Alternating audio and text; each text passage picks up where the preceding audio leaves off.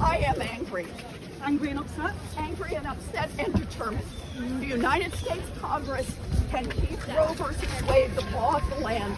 They just need to do it. I've never seen you so angry. You seem to be... This is what the Republicans have been working toward this day for decades. They have been out there plotting, carefully cultivating these Supreme Court justices so they could have a majority on the bench who would accomplish something that the majority of Americans do not want.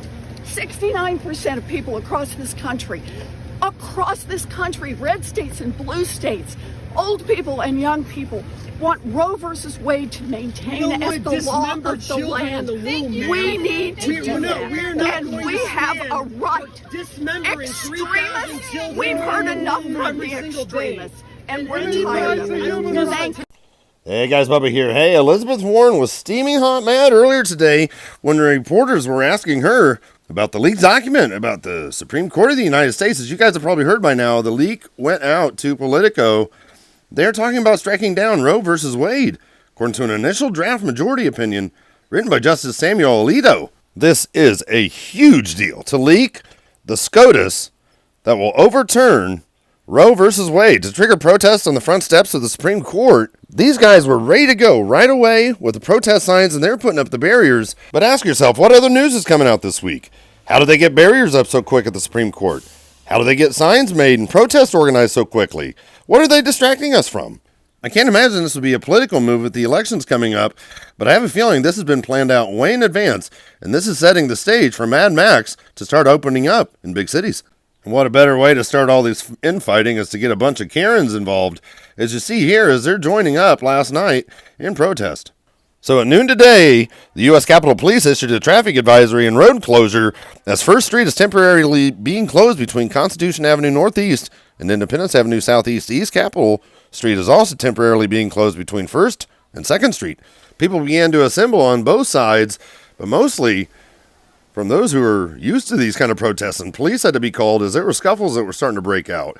So the police had to come in on motorcycle, bicycle, and walk-in, as well as their police cars, and now they're putting up borders all the way around. But here are some of the states. The ones in red are the ones that are predicted as of now that might start overturning this ruling if this goes forth with Roe v. Wade. This is going to get really hairy really quick, in my opinion, and this is going to continue on the news for the next couple weeks as this is being held worldwide. They're going to have protest after protest after protest from New York to Tokyo, all over the place. And guys, I have a feeling we're going to start seeing the George Floyd kind of scenarios again, because the end result for the elites is the Mad Max scenario where there's rioting and destruction, and Americans use the bullets on themselves while they hold up these hangers like this, showing what could go wrong and what could possibly happen. You'll see just throughout the videos how just evil these people really get going.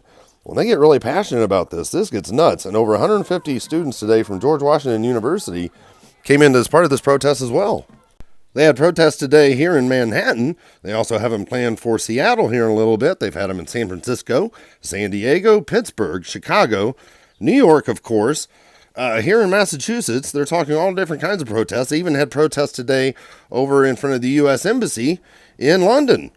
And before I get to the next part of the story, I wanted to talk about the National Terrorism Advisory System Bulletin that came out on February 7th, and it goes through June 7th. It's a summary of terrorism threat to the U.S. homeland.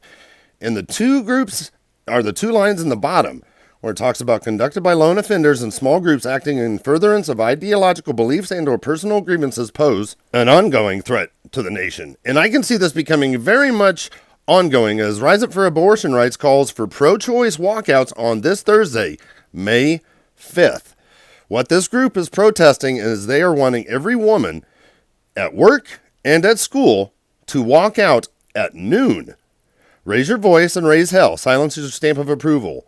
Wear and spread the green bandana, the international symbol of abortion rights. And this is their mantra going forward, is to wear these green bandanas, have green signs, wear green if possible. But why green? Now is the time to flood the streets with our refusal to accept this, to stop business as usual. Guys, they want to stop business as usual across corporations, across America, including small businesses, large businesses. And here's why. They're going to say we're also asking all corporations of conscience that support women's productive rights to back their pro-choice stance by committing to pay all of their employees who walk out of their jobs on May 5th. Pay them for walking out. In addition to protesting this Thursday, start mobilizing now for a week of resistance beginning this Sunday, May 8th, and culminating in mass unified nationwide protest on Saturday, May 14th.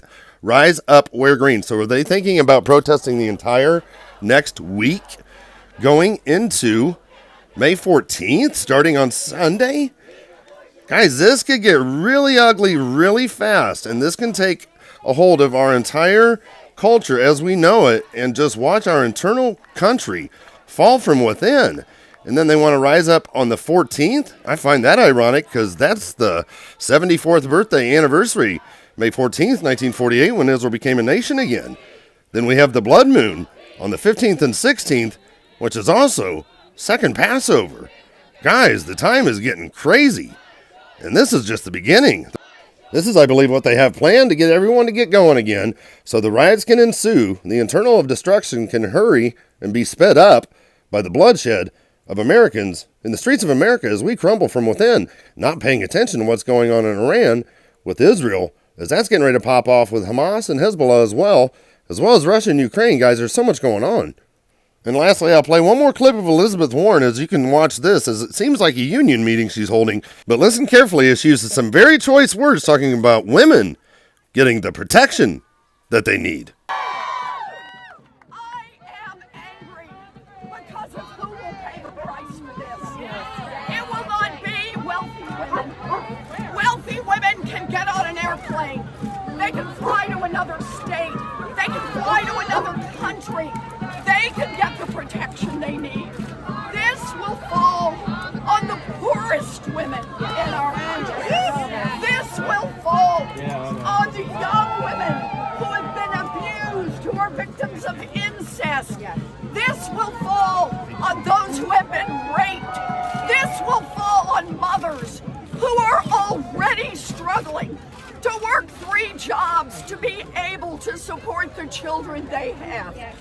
Well, I am here because I am angry, and I am here because the United States Congress can change all of this. Yes. Angry, but committed. Understand this.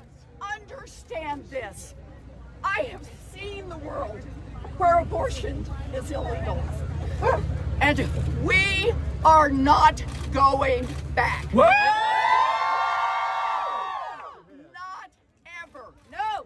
So say it with me. We are not going back. We are not going back. Not ever. Not ever. Not ever. Not ever. Not ever. Not ever. Never. Guys, can you see how quickly this is going to become big news? And this is going to be talked about worldwide, guys. It's getting crazy. Thanks for watching. We'll talk to you soon.